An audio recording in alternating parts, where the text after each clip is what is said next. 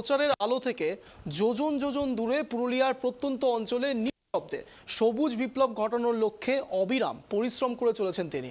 তাকে অনেকেই বলে থাকেন জঙ্গল ম্যান। সোশ্যাল মিডিয়ায় সেলফি পোস্ট করার জন্য কিংবা টিভি চ্যানেল পত্রপত্রিকায় সংবাদ শিরোনাম হওয়ার জন্য তিনি এই কাজটি করছেন না।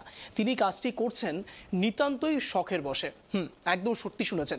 ইতিমধ্যেই প্রায় ২-৩ হাজারেরও বেশি বিভিন্ন প্রজাতির দেশি গাছ লাগিয়ে ফেলেছেন পুরুলিয়ার জঙ্গল ম্যান। স্কুল, কলেজ, বিশ্ববিদ্যালয় সর্বত্র বিশ্ব উষ্ণায়নের ব্যাপক আলোচনা হচ্ছে।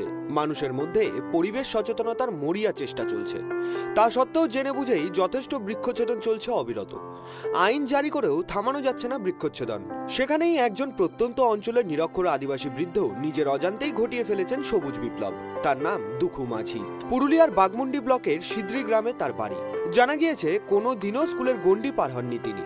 ষাটোর্ধ্ব এই আদিবাসী বৃদ্ধ যথার্থই প্রকৃতির পূজারী। ইদানিং চেহারায় বার্ধক্যের ছাপ স্পষ্ট হয়ে উঠেছে।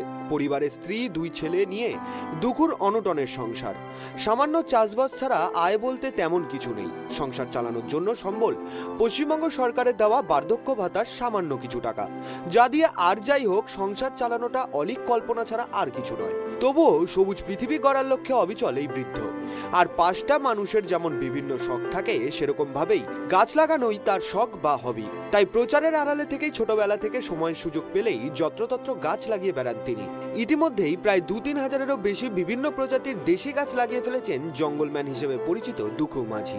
দম গাছ লাগা আছে, এই গাছগুলো সমস্ত লাগাচ্ছি। ও নানা জনটা বলে, অফিসারের জনটা বলে যে এইটি ভালো লাগবে, সেটা আমি লাগাই। ওই তো আজ 12 বছর। সরকারি সুযোগ সুবিধা কি? ওই সরকারি সুযোগ এই কোনো পাই নেই বাবা, পেনশন ছাড়া কোনো পাই নাই। আর আমার পেনশন ছাড়া দেনিও নাই, না দিলে তো অবশ্য বলছি। আচ্ছা, আর একটা করে, ঘরটা আমার যখন হয় তখন বিডি ওই তিরপাল দেই, এই সুযোগটা পাইছি বাপ। তিরপাল দেই তো ঘরটা কইছি বাবা তুমি বনাই দিলে তো উনি পাচ্ছেন। ঘর পেয়েছেন আপনি? হ্যাঁ, আগু একটা পাইছি, সেটা সে ঘরটা তো আমার অনেক দিন হইল। আর এই আমার ঘরটা জনটা বটে, সেটা দরকার বটে আমার। ওটা আগু পাইছিলি 1.5 দিনে, সেটা আমাদের নামে বউটার নামে একটা পাইছি আমরা। তো ওটা ছালিয়ে পুলে পাই। আরও আমার এই যে জনটা এই ইহা আছে হ্যান্ডিক্যাপ, শেষ আসছিল। পরিবারে কতজন আছে সদস্য? সকলে আমরা 4 জন, 4, 5, 6, 7, 8, 9, 10, 11 জন আছি।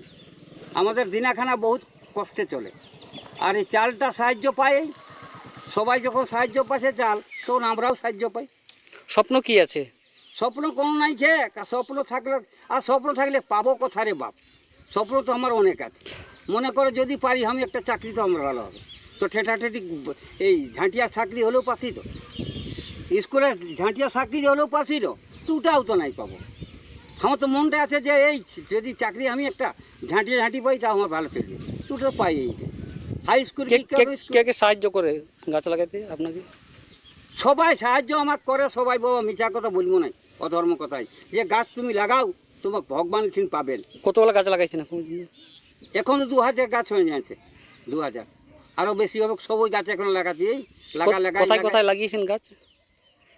লাগাইছি তোমাকে বলিয়ে দিছি পাখি পাহাড়লে।